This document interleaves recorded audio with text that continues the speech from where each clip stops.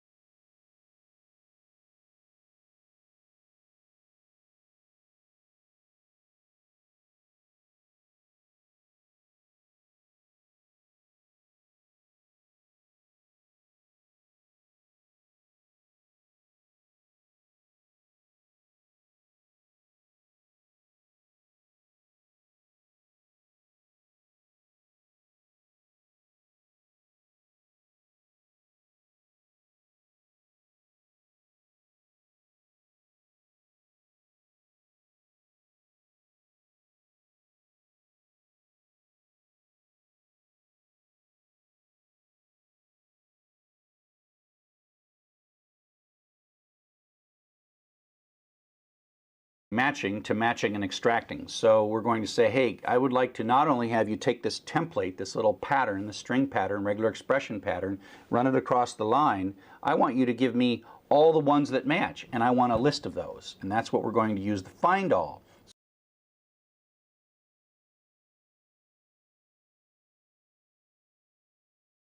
So I want you to give me a string pattern, regular expression pattern, run it across things. So we're going to So now we're going to move from merely matching to matching and extracting. So we're going to say, hey, I would like to not only have you take this template, this little pattern, the string pattern, regular expression pattern, run it across the line. I want you to give me all the ones that match, and I want a list of those. And that's what we're going to use the find all. So search gives a true false. Find all gives a list of all the strings that match. So if there's 4 of them, you'll get 4 things in the list. If there's nothing that matches, you'll get an empty list. So let's take a look at what we got going here. So instead of calling search, we call find all. We still pass in the string that we're looking through, and then we have our little template pattern. And this is a new bit of regular expression. Any little bracket operation, square bracket, is one character. That's just a character, but then there in between here is a set of allowed characters. So 0-9 means allowed character. Then there in between here is one character. That's just a character, but then there in between here is a set of allowed characters. So 0-9 means a single digit, 0, 1, 2, 3, 4, 5, 6, 7, 8, or 9. But that's really one character. And then we have, so that's one character. And then when the plus applies to that, which means if we look at this whole thing says one or more digits. That's the code we write in a regular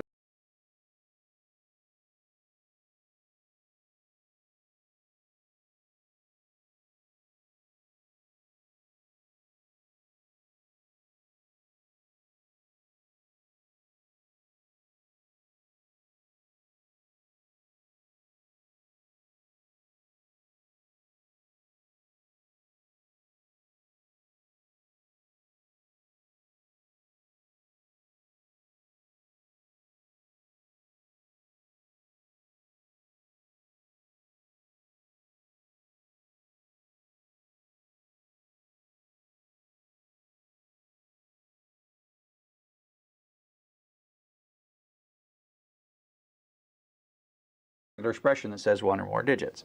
And we're just going to use that in our regular expression by itself. So we're going to look for any string that's one or more digits and pull it out and give it back to me. So it's going to look. So that's my little template. Stamp, stamp, stamp, stamp. Oh, got it. Stamp. Got it. Template. Stamp, stamp, stamp. Out and give it back to me. So we more digits or any string that's one or more digits and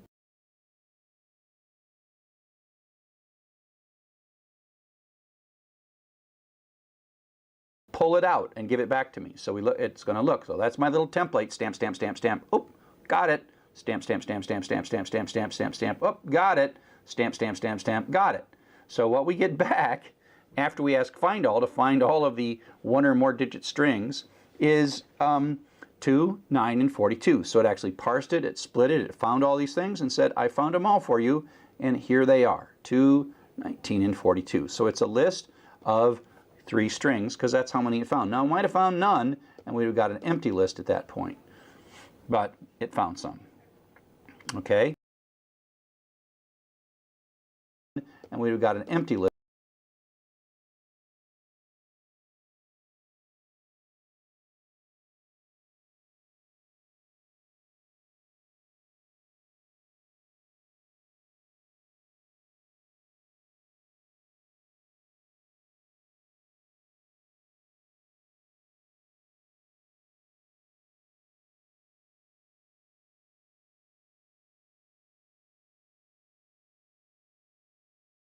At that point, but it found some.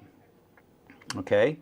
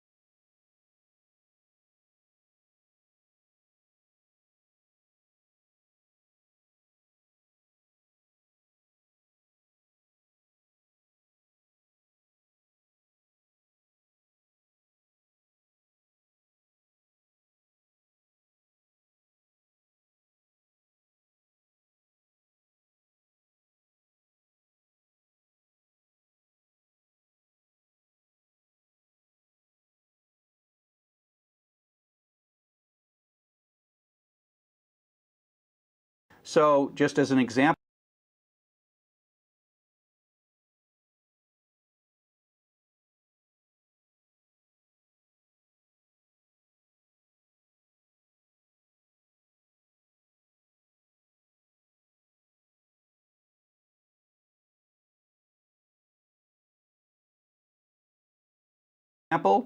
we did this thing, we get 2, 19, and 42, but if I said this, that basically is an uppercase vowel, A, E, I, O, or U, so that's one letter, and that's one or more. So it's saying, something like A would match, E, I would match, O would match. But if you look now, it's saying, okay, I'm looking, one basically is an uppercase vowel, A, E, I, O, or U, so that's one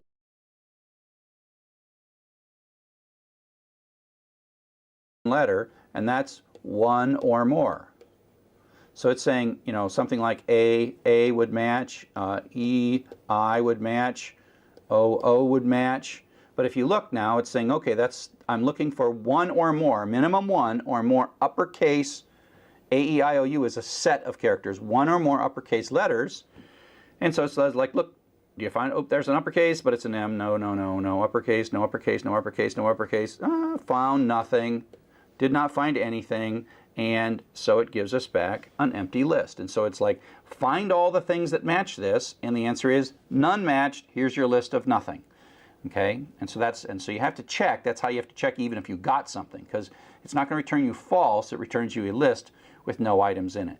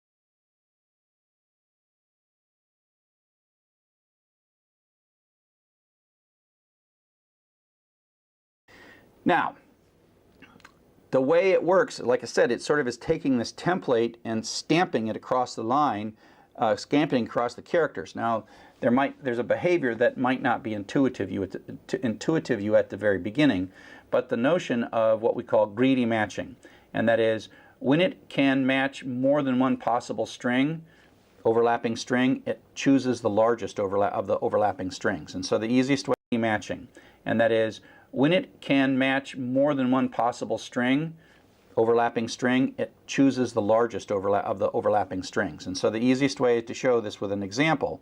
And we're saying, I want something that starts with an F with one or more characters and ends with a colon. So that's my little stamp, that's my template. So starts with an F, good, that's good. One or more characters, da da da da da, have a colon. So that could be from colon. That would match. But look, I've got another colon here, and this is just continuing on with one or more characters and this. So the question is, do we get this or do we get this part, right? And the answer is, with greedy matching, is we get the larger of the two. Okay? And so what you get back is somewhat counterintuitive. You get the whole thing as the match, from colon using the. We could have got from colon, but the reason it picks this is this one's longer. So anytime it has the whole thing as the match, we get the larger of the two. Okay? And so what you get back is somewhat counterintuitive. You get the whole thing as the match, from colon using the. We could have got from colon, but the reason it picks this is this one's longer. So anytime it has a choice, it picks the longer one. And that's what greedy is, meaning it'd probably be better described as larger or tending toward the longest string or something like that. So you can, of course,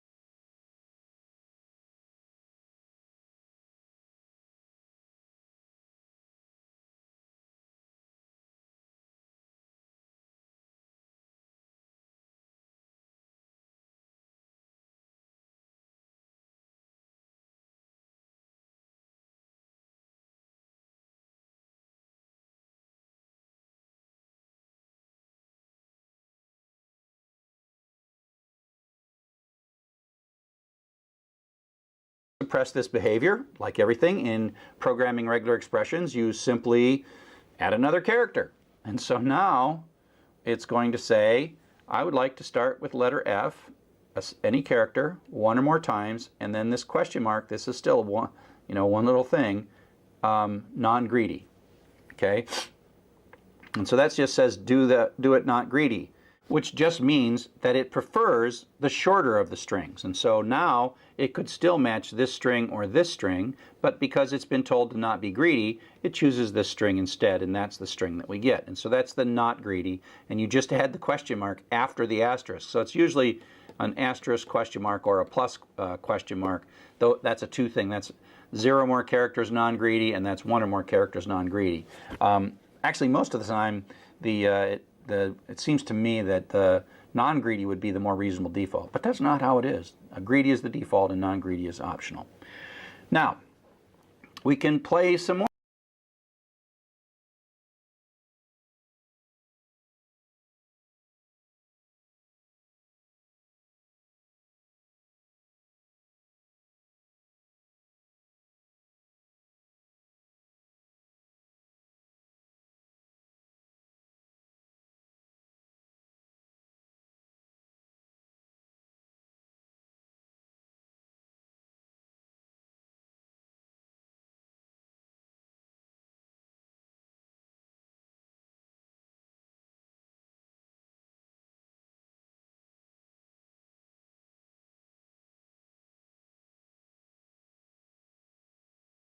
more with this stuff, okay? And so let's take a look at this little example where we have a non-blank characters, \S, one or more of those non-blank characters, followed by an @ sign, and then again one or more non-blank characters. So this is looking for strings that have an @ sign with non-blank characters on both sides. This is an example of where it sort of comes to this @ and it goes this way, and it does it in a greedy manner. If you told it to not be greedy, it would give you this, these 3 characters. But we're telling it to go greedy, so it goes all the way to here and stops at this blank, and then stops at this blank. And so that's a nice little thing. Find the @ signs, go to the first blank, and pull that stuff out. And so that, with one little match, you pulled this thing out. Now, of course, we've done that before with other techniques. So that's just another way to pull stuff out. Now, if we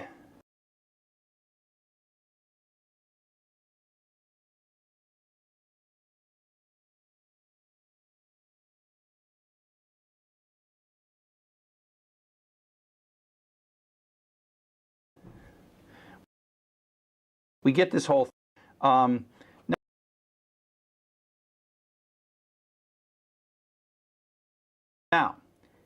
if we get this whole thing, but what if that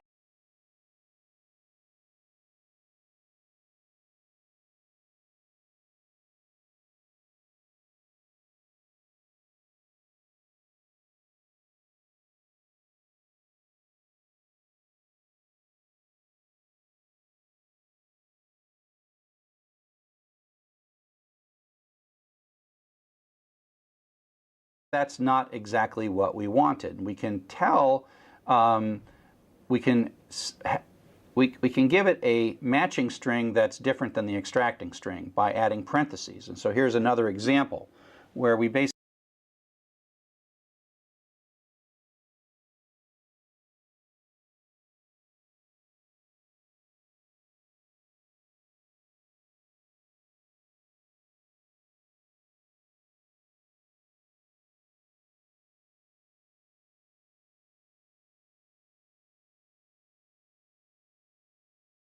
basically say, this is our string. We want to match from at the beginning, followed by a space, followed by, ignore the parentheses for the minute, one or more non-blank characters, followed by an @ sign, followed by one or more non-blank characters. So this is also going to, if there's no from, it's not going to be looking for that, right? So it demands the from is here, so it matches that, and the space is demanded as well.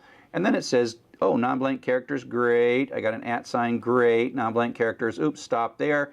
And so this is what's going to match. Now the key is that we don't actually want that back in our extraction. What we really want back in our extraction is this part right here. So what we do is we put parentheses in. Parentheses are code, they're code in the regular expression world.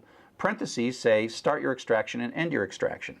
And so when you do this with a parenthesis, when you do it, without a parenthesis, you get the whole from, right? Without a parenthesis. Oh wait, no, okay, that doesn't have the from in it. So, but if you do that with the parenthesis, you match the from, but you only get this bit to come out as well. So you can add this to make the matching part more precise, but without changing what you get returned, and you specify what you want to get returned with the parentheses. So next I want to show you just a couple of different ways to use these newfound skills.